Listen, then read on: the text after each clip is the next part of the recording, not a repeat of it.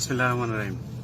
আমার লাইভে আসার কথা ছিল, কিন্তু চিন্তা করলাম যে লাইভে যদি আসি সেই ক্ষেত্রে তারা লাইভটা বন্ধ করে দেবে।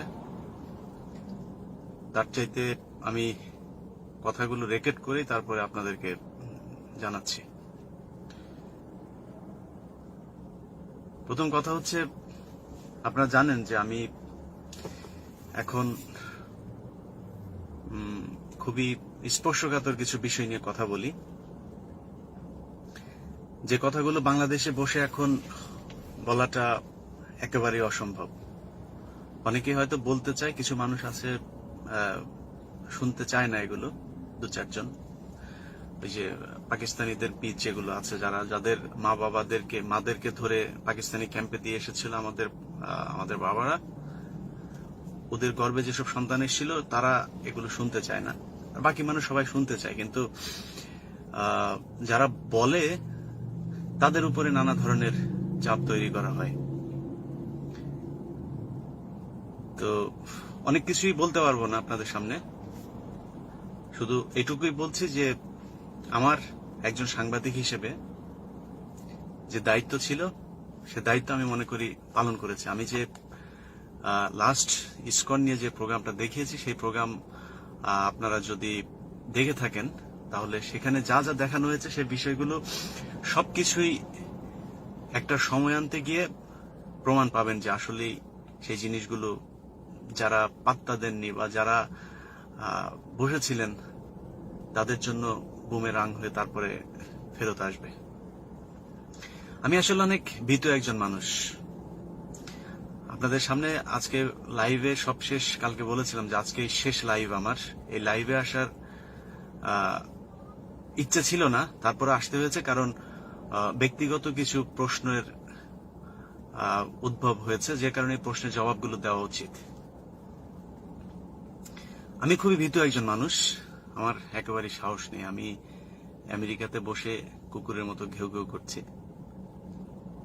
তো যারা এই কথাগুলো বলেন তারা খুব সাহসী মানুষ, তাদের বাপদাদারাও খুব সাহসী মানুষ। আমরা দেখেছি যাদের বাপ কবে মরছে সেটার কোনো খবর নাই, আরেকজনের বাপ কবে মরছে সেটা নিয়ে মানুষের গার্মেন্টসে গিয়ে চাঁদাবাজি, মানুষের বাড়িতে দোকানে গিয়ে চাঁদাবাজি, এসব করে তারপরে গরু ছাগল এসব কিনা সিন্নি খাওয়ান।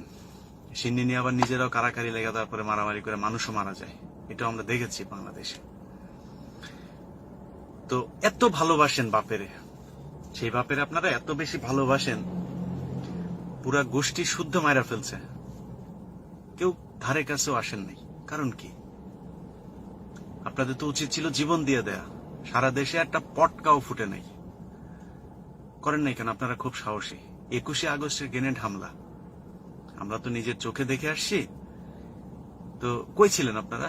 আপনাদের টানা 3 দিনের একটা হরতাল ছিল, সেই হরতালে ছিটতেও পারেননি। এত সাহসী আপনারা। 12 বছর ক্ষমতায় আছেন, এখনো আপনাদের ওই যে এই কেউ কেউ বলে আপনাদের স্বামী পুলিশে ছাড়া তারপরে মাঠে নাইমেন। সাধারণ মহিলারা ঝাড়ু দিয়া পিটায় তারপরে মারা ফেলবে। আপনাদের অবস্থান এখন এরকম একটা জায়গায় গিয়ে পৌঁছাইছে। তো যাই হোক, আমি খুবই ভীত মানুষ। আমাকে নিয়ে অনেক, আমার সম্পর্কে যারা, এরা আসলে জানে না, এরা শুধু দেখে যে আমি মানে সরকার বিরোধী কথা বলি বা সত্য যে বিষয়গুলো তুলে আনা দরকার সেগুলো তুলে আনি। এগুলো দেখে এরা মানে চিল্লাপাল্লা করে যে এই শালা জামাত, এই শালা শিবির, হাবি যাবি। জানে না কিছু আমার সম্পর্কে। এটা তোর মতো ছাগলের বাচ্চা থাপড়ায় মুতায় ফেলতাম, এক সময় থাপড়ায় মুতায় ফেলতাম। অন্তত কমপক্ষে 10 জায়গায় অ্যাটাক হয়েছে আমার উপরে, 10 জায়গায় অ্যাটাক হয়েছে। ইলিয়াস থামে নাই। তোর বাপেদের এত সাহস, একটা ছবি দেখাই। তোর বাপেদের এত সাহস, ছবিটা জানি না দেখা যাচ্ছে কিনা। এটা এই পিছনেটা তোর ইলিয়াস বাপ, তোর আব্বা। এটা এই পিছনের যে কালো শার্ট পরা, এটা তোর আব্বা। আর সামনে হইছে তোর মতো এই যে তোরা যেসব ছাগলের বাচ্চারা চিল্লাপাল্লা করস না, এই এদের মতো একজন। পুরা মাঠের থেকে তোর বাপেরা যেই কয়টা ছিল আমি একা দৌড়াইছি। এটা 2014 সালের 5 জানুয়ারি নির্বাচন, উত্তরা হাই স্কুল কেন্দ্র। পাল ফালাইতে পারস নাই। চাকরি শেষে 1 বছর ছিলাম দেশে, ঠিক আছে, শিখতে পারো নাই। কথা ইলিয়াস কখনোই বন্ধ করে নাই। এই আজকের যিনি সেনা প্রধান, তার কাছে যা জিজ্ঞেস কর গা। কুমিল্লা বর্ডার নিয়ে বিজেপির বিরুদ্ধে কথা বলছিলাম আমি। This is the only journalist who published that kind of news. শুয়োরের বাচ্চারা। সেই নিউজ করার পরে অফিসে বাহিনীর গাড়ি সহ আসছে। অফিস থেকে টাকা দিছে, ইলিয়াস 10 দিনের জন্য ঘুরে আসো, তোমার অফিসে থাকার দরকার নাই। পরের দিন ইলিয়াস অফিস করছে, কুত্তার বাচ্চারা, ঠিক আছে। এসব সাহস আমারে দেখাইতে আসিস না। আমরা কথা বলতে পারি, এত সুন্দর করে কথা বলতে পারি, একদম কলিজা ফুটা হয়ে যাবে। সময় আসলে বলবো, একদম কাটা গায়ের ভেতরে, একদম কাটা গায়ে লবণের ছিটা দিব, ঠিক আছে। তো সাহস নিয়ে কথা বলা হয়েছে যে ঘেউ ঘেউ করে, যার জন্য আপনারা, যারা দেশের জন্য জীবন দিয়ে দেয়, তাদের অনেককে আমরা দেখছি। 11 বছর 12 বছর দেশের বাইরে ছিল। জিয়াউর রহমান চেষ্টা করছে দেশে নেওয়ার জন্য, আসেন আপনার কোনো সমস্যা নাই, যায় নাই। ইতিহাস, এগুলো ইতিহাস। তো প্রয়োজন হলে কিছু সময় দূরে থাকতে হয়। তো আজকের যে পরিস্থিতিতে আমি আছি, আপনারা অনেকেই বলেন ইলিয়াস ভাই আপনি যেন না, থাকলে কি হবে? বাংলাদেশে কি এখন যুদ্ধ চলছে? যদি জীবন দেওয়ার মতো কোনো সুযোগ আসে, কোনো সমস্যা নেই, জীবন দিয়ে দেব। আমি জানি বাংলাদেশের মানুষের পালস কি বলে। আমার মতো হাজার লক্ষ কোটি ইলিয়াস আছে যারা কিনা জীবন দেওয়ার জন্য প্রস্তুত আছে। শুধু ভারতের শেষ কারসাজি আমরা দেখার অপেক্ষায় আছে। কিন্তু এখন যুদ্ধ নাই, ফাঁকা মাঠে সৈনিক হারায় তো লাভ নাই। খামাখা নিজের ক্ষতি করতে চাই না।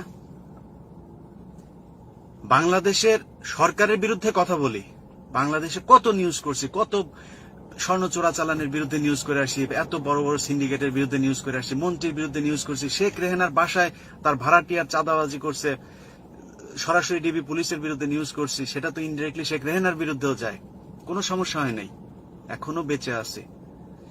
অথচ ভারতের বিরুদ্ধে নিউজ গেলেই সেটা হচ্ছে গিয়ে ইন্ডিয়া থেকে ফোন আসে, ওইখান থেকে ফোন আসে, তোরে দেখতেছি, তুই এইখানে থাকিস, নানান কথাবার্তা। তো দেশ চালায় কারা? আওয়ামী লীগ চালায় না ইন্ডিয়া চালায়? কারা চালায় খুব জানতে ইচ্ছে করে। আমার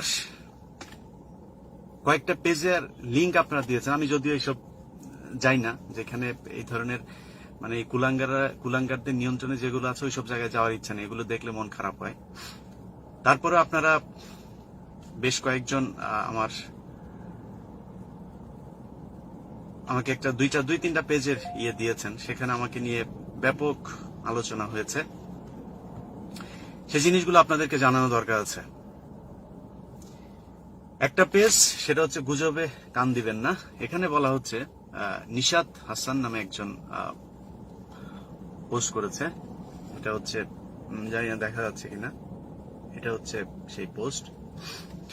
সেখানে বলেছেন ইলিয়াস হোসেন আমরা সকলে কম বেশি চিনি, 21 টেলিভিশনের সাংবাদিক ছিলেন, এছাড়া 21 চোখ নামক একটি অনুষ্ঠানের উপস্থাপক তিনি এখন আমেরিকায় পালানো, তার বিরুদ্ধে মানহানির মামলা হওয়ায় তিনি আমেরিকায় পালিয়ে যান। উনি একজন সাংবাদিক, কিন্তু কোন রুল তিনি কোনোদিন অনুসরণ করতেন না। তৎকালীন 21 টিভির ব্যবস্থাপকের কথায় তিনি বারবার সরকার আর দেশের বিরুদ্ধে ভুয়া বানোয়াট আর মিথ্যা নিউজ করে যেতেন।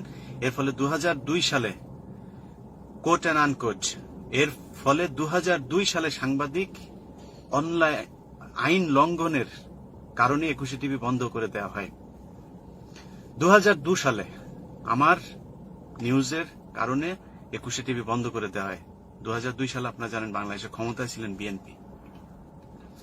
আমি 2002 সালের এসএসসি পরীক্ষার্থী, আমি চুয়াডাঙ্গার ছেলে। আমি আপনাদের সামনে এই ভিডিওতে কথা বলছি।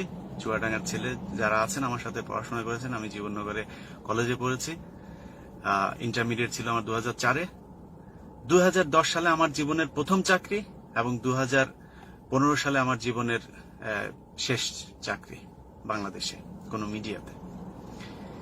তিনি বলেছেন আমি 2002 সালে আমার কারণে বন্ধ করে দেওয়া হয়।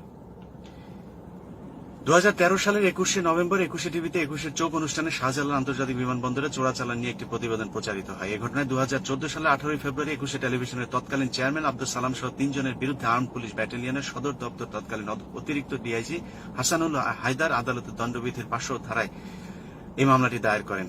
তিনি কিন্তু মোটামুটি অথেন্টিক করার জন্য বেশ কিছু টার্ম ইউজ করেছেন যাতে আপনাদের বিশ্বাস হয় একেবারে দণ্ডবিধি সবকিছু, যদিও সেখানেও ভুল আছে। আর তিনি ওই মামলার পর ইলিয়াস হোসেন আমেরিকায় পালিয়ে যান। এখন তিনি ওইখানে বসে ইউটিউব চ্যানেলের মাধ্যমে বাংলাদেশ এবং বাংলাদেশের মানুষের মধ্যে ভুয়া কথাবার্তা বলতে থাকে। আর এখন তিনি মাননীয় প্রধানমন্ত্রী শেখ হাসিনার একটি গুজব ছড়িয়ে বিভ্রান্ত তৈরি করছেন। মাননীয় প্রধানমন্ত্রীর ক্যান্সার হয়েছে, এই গুজব হচ্ছে বেশ কদিন ধরে এই সোশ্যাল মিডিয়াতে ঘুরছে। আমার কাছে সেদিন আমি যখন লাইভে ছিলাম আমার প্রশ্ন করছিল, সেখানে আমি বলেছিলাম যে আমিও শুনেছি, আমি শিওর না, এবং কথার একেবারে এইভাবেই বলা হয়েছে যে আমিও শুনেছি, আমি জানি না, আমি যেহেতু জানি না। এবং তারপরে আরো একদিন সেই একই কথা নিয়ে কথা বলা হয়েছে। তখন আমি বলেছি, আমাকে যখন প্রশ্ন করা হয়েছে আমি বলেছি যে শেখ হাসিনার এই ক্যান্সার হোক নাহলে যা হয় তা হোক, আপনাদের সমস্যা কি?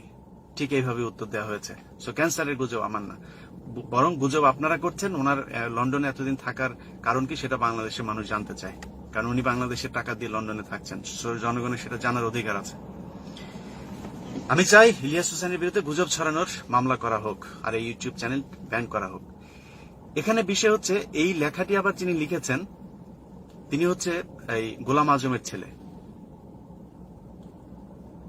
অবাক হওয়ার কিছু নেই, গোলাম আজমেরই ছেলে। কারণ এদের হচ্ছে আপনার ওই যে 71-এ জন্ম হয়েছে পাকিস্তান ক্যাম্পে। গোলাম আজম, নিজামী এরা ধর্ষণ করে তারপর এদেরকে বের করছেন দুনিয়ায়। যে কারণে তিনি নাম দিয়েছেন মিজানুর রহমান, সাংবাদিক। তুই বেটা কিসের সাংবাদিক? তুই সাংবাদিক কিসের? পরিচয় দে, ভালো করে কথা বল। তোর আলতু ফালতু কথাবার্তা বলার তো দরকার নেই। তুই যেটা বলবি সেটা সরাসরি বলতে হবে, নিজের পরিচয় দিয়ে একেবারে স্পষ্টভাবে বলতে হবে। ওকে, এরপরে তিনি লিখছেন যে প্রয়োজনে পাকিস্তান থেকে সহায়তা নিয়ে ভারতকে রুখে দিব। এই কথা আমি জীবনেও বলিনি। 16 ডিসেম্বর বুদ্ধিজীবীদের হত্যা করেছে রাজাকারদের, দোসরদের মতো জাতীয় বাণী দেওয়া। 16 ডিসেম্বরে ভারত বুদ্ধিজীবীদের হত্যা করেছে।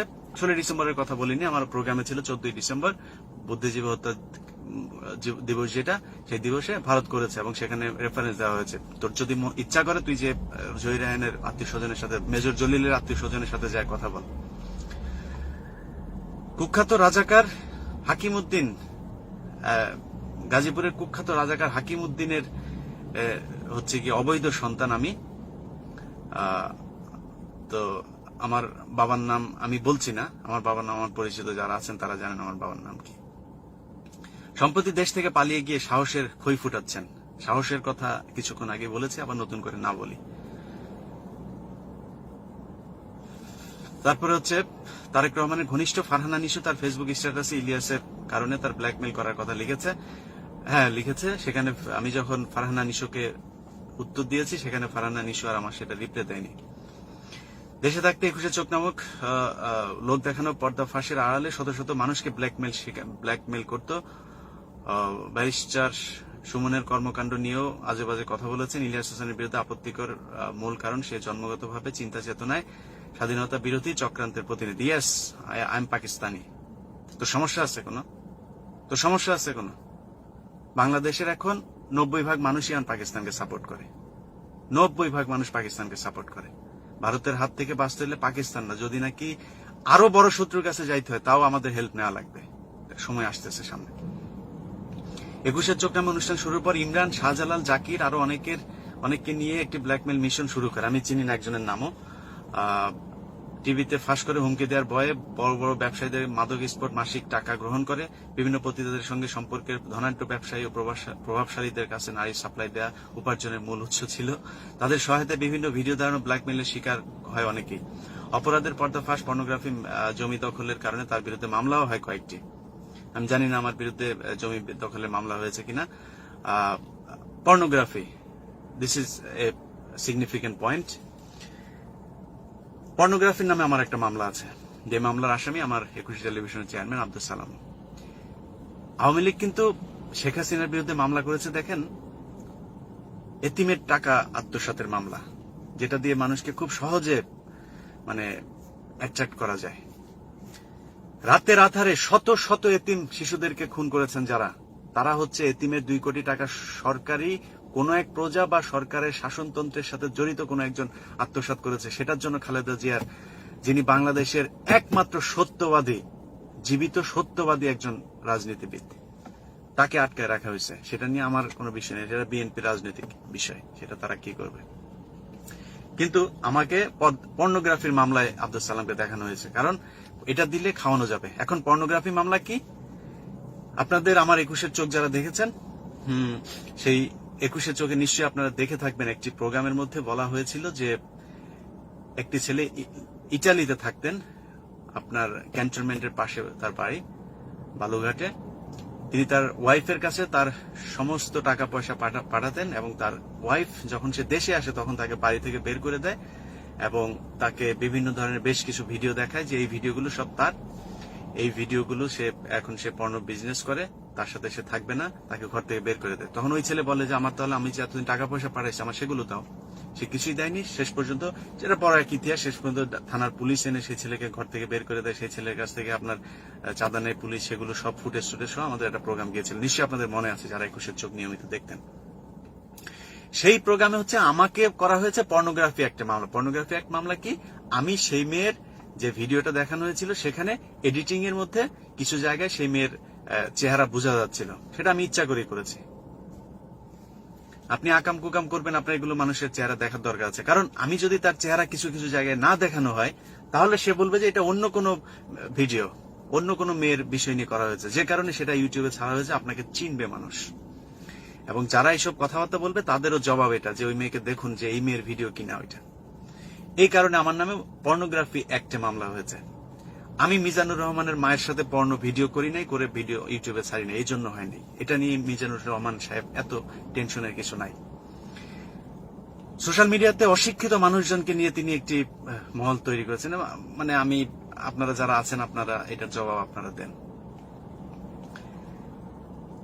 তো ইলিয়াস দেশে থাকতে 5 আটা ছাড়া কিছুই করেনি, রাজাকার যুদ্ধাপরাধীদের সঙ্গে সম্পর্ক নয়, ইলিয়াস নারী ব্যবসায়ী, হাবিজাবি, এসব বলছে আর কি। তো আমি 5 আটা দেশে থাকতে 5 আটতাম, এই কারণে আমাকে চাকরিচ্যুত করা হয়েছে, আমার নামে মামলা দেওয়া হয়েছে, আমাকে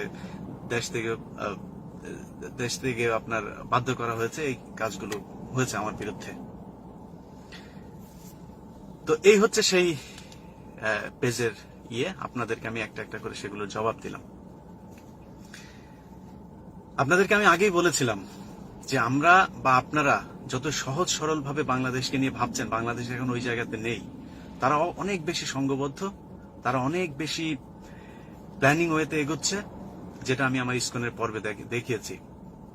এই মুসলমানদের সমস্যা হচ্ছে, মুসলমানরা আজ থেকে না, একেবারে সেই শুরু থেকেই একটা সময় ছিল যখন আল বিরুনি, আল রাজি, ইবনে সিনা, আমাদের মুসলমানদের মধ্যে সব বড় বড় বিজ্ঞানী, যাদের যে থিওরিকে ফলো করে আজকে বড় বড় বিজ্ঞানীরা, আইনস্টাইন থেকে শুরু করে অনেক ইহুদিরা আজকে পৃথিবীর মধ্যে বড় বড় বিজ্ঞানীর নাম ফুটাচ্ছেন, আসলে তাদের সবকিছু গোড়া ছিল আমাদের মুসলমান বিজ্ঞানীরা।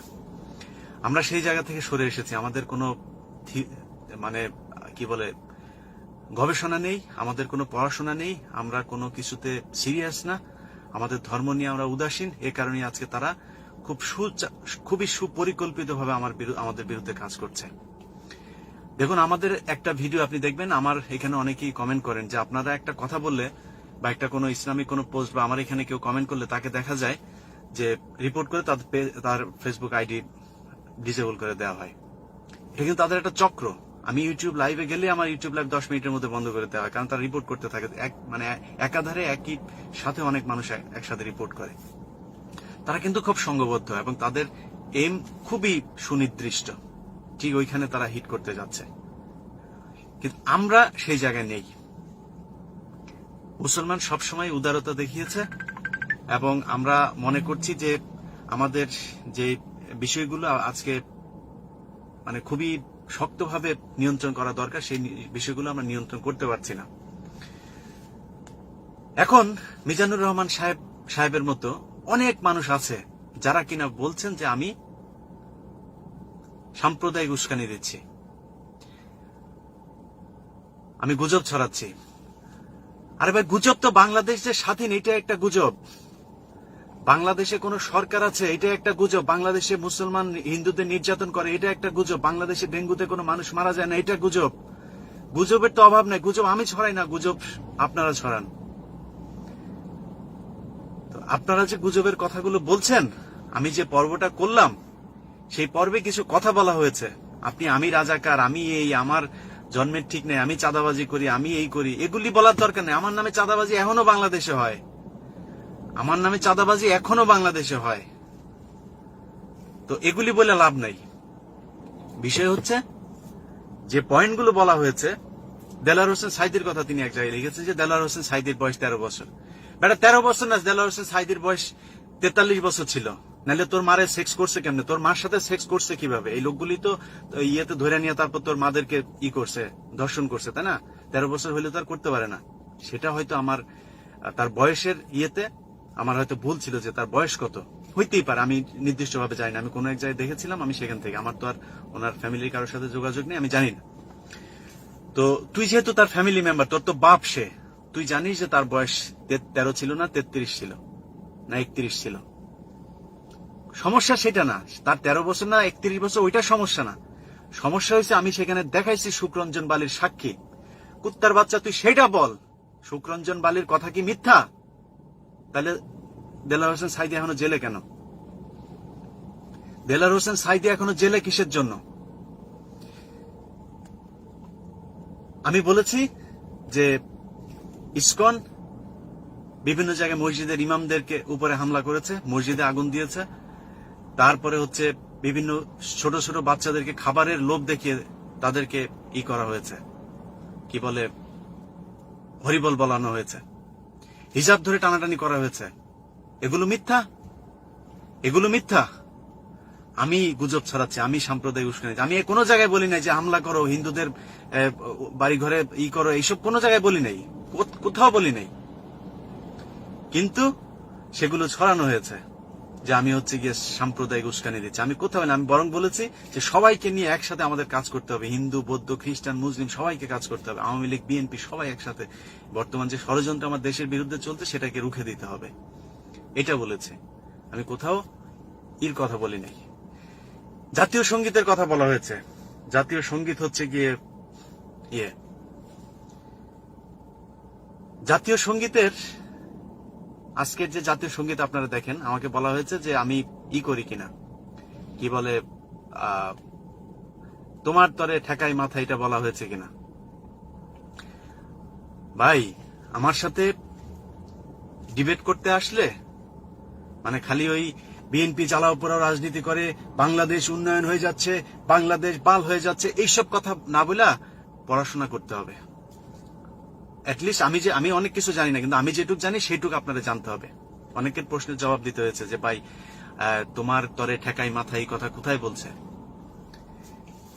বাংলাদেশের যে জাতীয় সঙ্গীত আছে, এই জাতীয় সঙ্গীত আসলে মানে কোন জাতীয় সঙ্গীত, বাংলাদেশের জাতীয় সঙ্গীতের উদ্দেশ্য করে এটা লেখা হয়নি। আমরা যে 10 লাইন যে ইয়েটা দেখি, আমরা আমাদের যে জাতীয় সঙ্গীতটা দেখি, এই জাতীয় সঙ্গীত আসলে পূর্ণাঙ্গ না। এই জাতীয় সঙ্গীতের মূল হচ্ছে 25 লাইনের একটি লেখা, সেখান থেকে কাটছাট করে তারপরে সেখানে আনা হয়েছে যে আপনার কি বলে, এটা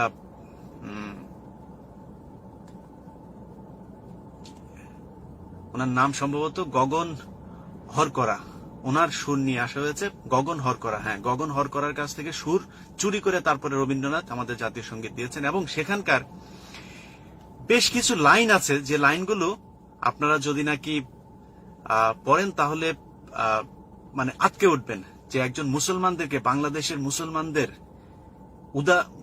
আমি এটাকে উদারতা বলবো না, এটা উদাসীনতা বলবো, উদাসীনতার কারণে বাংলাদেশের সুপরিকল্পিতভাবে বাংলাদেশের মুসলমানদেরকে শিরক বিদাত এসব করানো হচ্ছে।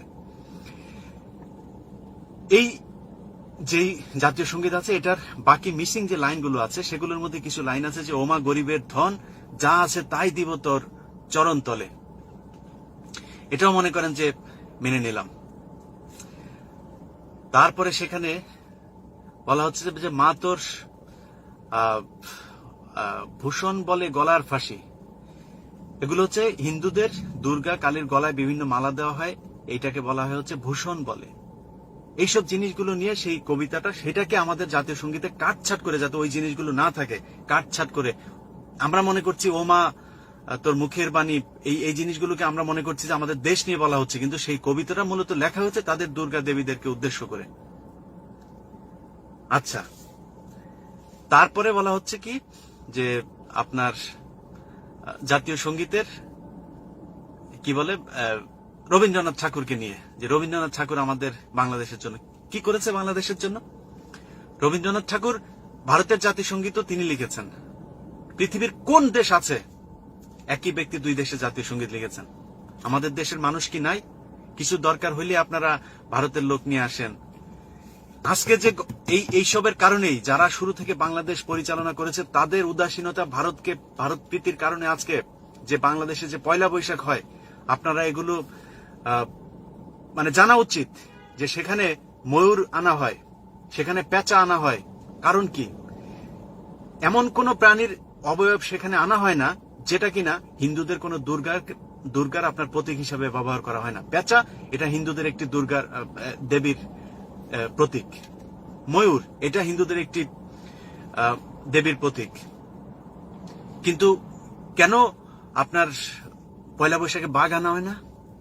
কেন পয়লা বৈশাখে মনে করুন যে অন্য কোন প্রাণী যেগুলো কিনা দেবীর সাথে হয় না, সেটা আনা হয় না? আপনারা শেখ মুজিবুর রহমানের মূর্তি বানায় আপনারা কোর্টের আদালতের সামনে দিয়ে আসেন, সেটা তো দেন নাই। আপনারা কি করছেন? আপনারা গ্রিক দেবীর মূর্তি নিয়ে আসছেন। মানে সুকৌশলে বাংলাদেশিদেরকে শিরক বিদাত এসব করানো হচ্ছে। শেখ মুজিবের মূর্তি নাই কোথাও? মুক্তিযুদ্ধের চারুকলার সামনে কি মুক্তিযুদ্ধের মূর্তি নাই? কেউ ভাঙতে গেছে? বাংলাদেশের কোন মুসলমান ভাঙতে গেছে? কোন ইসলামী কোন সংগঠন ভাঙতে গেছে? যায় নাই। কিন্তু গ্রিক দেবীর মূর্তি বাংলাদেশে কেন থাকবে? কেন থাকবে? এগুলোর জন্য যারা ঝাপাঝাপি করে চিন্তা করবেন যে তারাই হচ্ছে বাংলাদেশের মুসলমানদের শত্রু, বাংলাদেশের শত্রু। সব ধরনের যত ধরনের মানে ভালো জিনিস আপনি করতে যাবেন সবখানে তারা জামাত শিবিরের উপরে চাপাই দেবে। কোটা সংস্কারও জামাত শিবির, ডেঙ্গুর কথা ছড়াচ্ছে সেটাও জামাত শিবির। যা হবে, যত খারাপ কিছু হবে, সবকিছুর গুজব হচ্ছে জামাত শিবিরের কাছ থেকে আসে। যখন সামাল দিতে না পারে তখন তারা স্বীকার করে। রানা প্লাজা দেখছেন না আপনার? রানা প্লাজার ভবন ধাক্কা দিয়ে ভেঙে ফেলছে, সেটাও হচ্ছে এই গাজাখোর আলমগীর হচ্ছে সেটা বলেছিল জামাত নাকি ধাক্কাধাক্কি করে ভবন ভেঙে ফেলছে। যাই হোক, তো এসব নিয়েই করা হচ্ছে। তো আমি আপনাদের কাছে আমার অপারগতা, আমার দুর্বলতা আমি স্বীকার করলাম।